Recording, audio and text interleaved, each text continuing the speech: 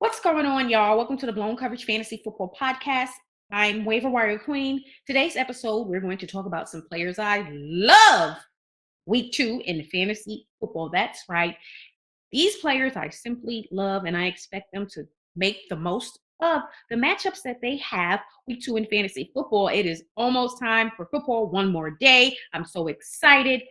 Make sure you hit the subscribe button. We have a lot of great content which will help you weekly and throughout your fantasy football season. We'll have information on waiver wire ads, start sits, and other great advice which will help you compete every single week. Now let's talk about those players I absolutely love. Kirk Cousins. That's right, y'all. I'm on the Kirk Cousins bandwagon, or at least so far the first 2 weeks of the fantasy football season. He has a very good matchup, in my opinion, versus the Philadelphia Eagles. The Philadelphia Eagles made the Detroit Lions offense look amazing. Although they do have some really good weapons, I believe the Minnesota Vikings offense is much better than the Detroit Lions. And overall, the Vikings are a better football team. And then when we look at Kirk Cousins or Jared Goff, my preference would obviously be Kirk Cousins. He is better than Jared Goff. The Eagles gave up 35 points to the Lions week 1. And we already know you have Kirk Cousins. And who does he have to work with? Justin Jefferson, Adam Thielen, Dalvin Cook, Herb Smith, if he can ever put it together. So he has some really good weapons, and I expect him to get all of his weapons involved, mainly Justin Jefferson. He had a really good week 1 versus the Packers. 32 attempts, completed 23 passes for 277 yards and 2 touchdowns. It was a really good day. A lot of his yardage went to Justin Jefferson, and I expect that for the most part this season, Justin Jefferson at the end of the season will be the wide receiver 1. He may end up being the wide receiver 1 the entire season, and that is just what it is. But if you have Kirk Cousins, you start him with confidence. We talked about him prior to the start of the season being a late round still at the quarterback position. He's going to outperform his ADP in those drafts. If you waited and drafted him late, it's going to pay off. You'll get the production, and you probably built out your roster very nicely around Kirk Cousins. And so week 2 is another good opportunity. It's a great opportunity, and we love Kirk Cousins week 2 versus the Eagles. So another player I love at the running back position, Antonio Gibson with the Commanders. Obviously, I've been talking all this noise about Gibson prior to Brian Robinson being shot, because, prior to that incident, Gibson was going to be the kick returner, right? He was playing deep into the second half of preseason. He was returning kicks, working with the return unit. And so when you're a starting running back, you typically don't do that. Well, the attempted robbery against Robinson, which resulted in him being shot multiple times, Gibson was pretty much like not going to perform, but he has been able to, be the starter. He had a very good week 1, and I expect him to have a very good week 2 versus the Detroit Lions. Okay. Miles Sanders had a very good day, over 90 rushing yards. And I'll say this, the top 3 running backs for the Eagles, they each scored at least 1 touchdown.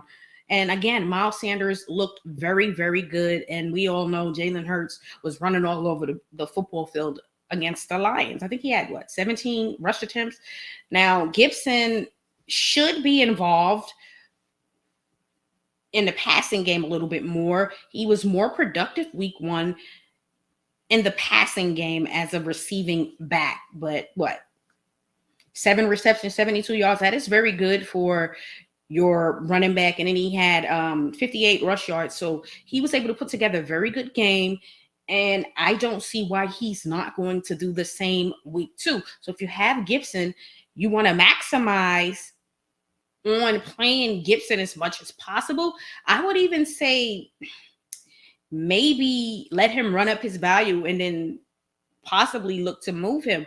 But if he doesn't have fumble issues, maybe they'll when Robinson is able to return, maybe they'll keep both of those guys. However, we just need to wait and see. But you never know what the market is for Gibson right now, especially if you don't have Brian Robinson. If someone else has Brian Robinson, they may look to make a trade with you.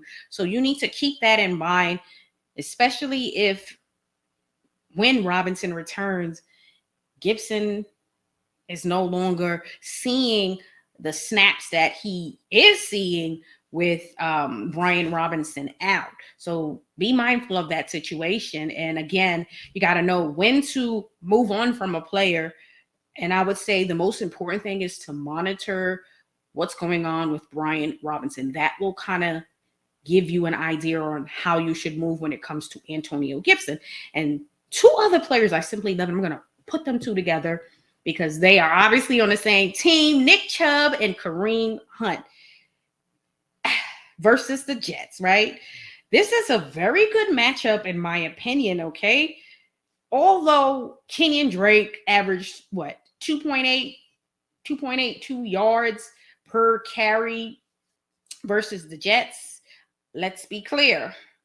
Kenyon Drake is not Nick Chubb or Kareem Hunt. They're obviously better running backs. And the Browns' offensive line is also better. So I expect Nick Chubb and Kareem Hunt to have similar games as week 1 versus the Panthers. And again, the Jets' defense is simply not that great.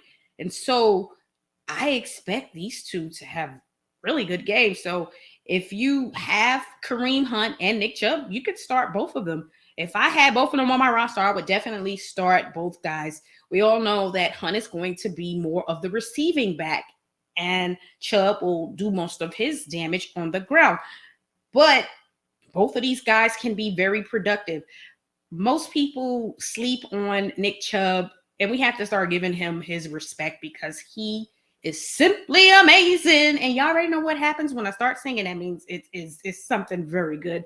So if you have Nick Chubb and Kareem Hunt, get excited because this should be a very good matchup for them. Week 2 versus the New York Jets. So these are the players I love week 2 in fantasy football. Leave some comments and let me know some players you absolutely love week 2 in fantasy football because they simply have an enticing matchup versus a defense that may not be good. Make sure you hit the subscribe button. Again, we have a lot of great content which will help you every week prepare at the highest level against your opponent. I'll see you later Saturday evening. We have a lot of information to discuss with injuries because that is very important. There are already some players who have been ruled out, but the most important thing going into Sunday is knowing who you have and who you don't have available to you. So we'll talk about the players who you simply won't have due to injuries and maybe some replacements for those players. So I'll see you guys Saturday evening.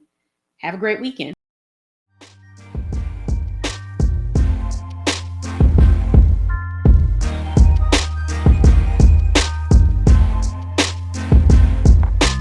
Thanks for listening to the Blown Coverage Fantasy Football Podcast.